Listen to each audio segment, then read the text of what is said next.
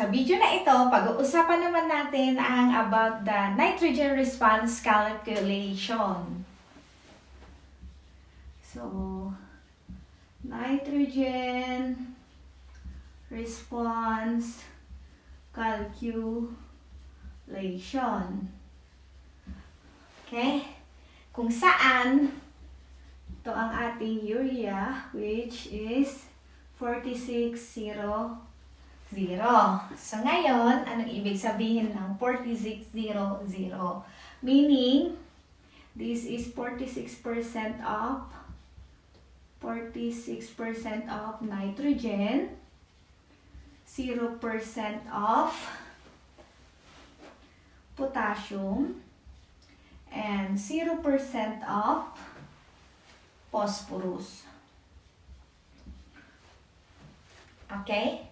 So, nitrogen application is the most crucial type of fertilizer applied to the soil for grass vegetation. So, grass vegetation. Okay. So, ano naman yung mga factors affecting the response? So, factors affecting the response, tandaan natin, the response ay ang soil type, soil characteristic, moisture, ano pa, sunshine, or yung sunlight, and ang ating pinakamalaking factor ay ang general management. Okay? So, the usual response of nitrogen is 10:1. Meaning, every unit of nitrogen,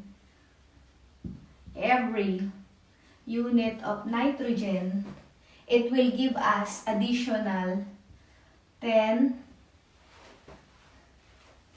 kilogram dry matter of grass. Okay? So that is the explanation of 10:1. Every unit of N will give us 10 kilogram dry matter of grass.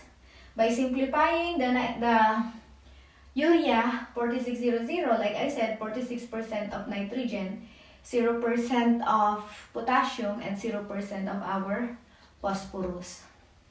So now,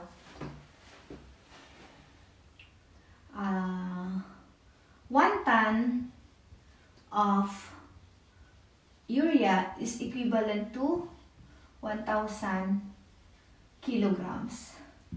Okay, so we just convert. So, ang price naman ng ating urea per ton is equal to 1,200 per ton. Okay? So, the response of a unit of N to grass, kilogram dry matter is equals to 10 kilogram dry matter of grass. So, 1 ton equals 1,000 kilograms will give us 460 unit of N. Okay, remember, every unit of N will give us 10 kilogram dry matter of gas. So, urea as 46% of nitrogen is the 46% of 1,000 kilogram is equals to 460 unit of N. So now guys, we will calculate the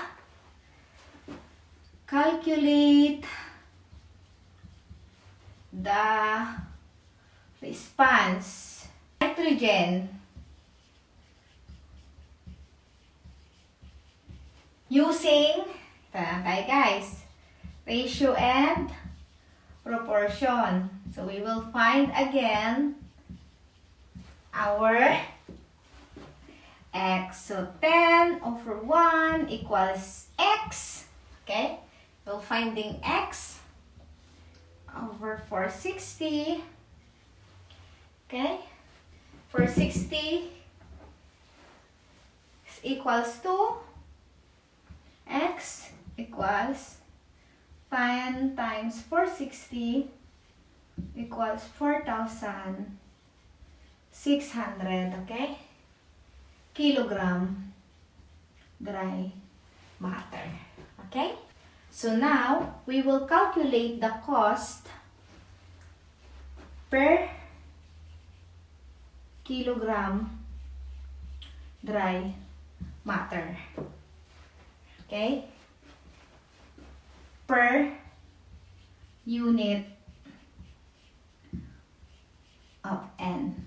Okay? So how?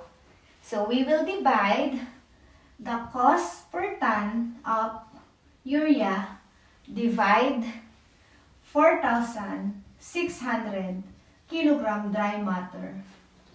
So will give us 0.261 dollar per kilogram dry matter. So that is the cost per kilogram dry matter per unit of N. Okay? So nakuha nyo? So now, we will compute the cost per unit energy. Let's say the energy of grass, like I said, this is a spring response. Okay? So the energy of grass, we will use the 12.5 megajoule per kilogram dry matter. So we will calculate the cost per unit energy. So how we gonna calculate the cost per unit energy? Remember, the cost per kilogram dry matter per unit of N, so we will calculate it by 26.10. We will use it in cents per kilogram dry matter. So divide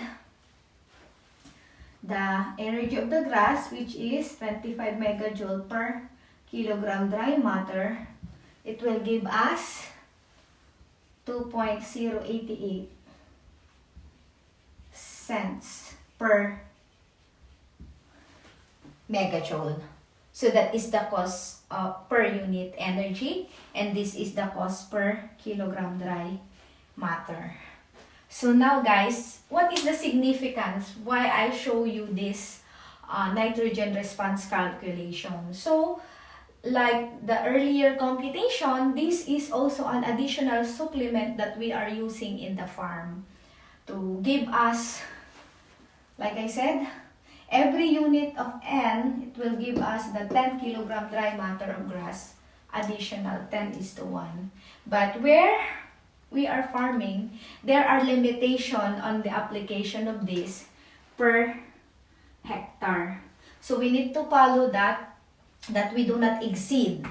So we need to record every time we apply this nitrogen or urea to our pasture, to our paddock, and we need to submit this annually because they will see if we are following the guidelines or because it will affect us to the compliance if we exceed of the required per hectare. So now we cannot cheat on that because from the supplier going to us as end user, there is a recording. Like our farm, it was recording how many nitrogen we use.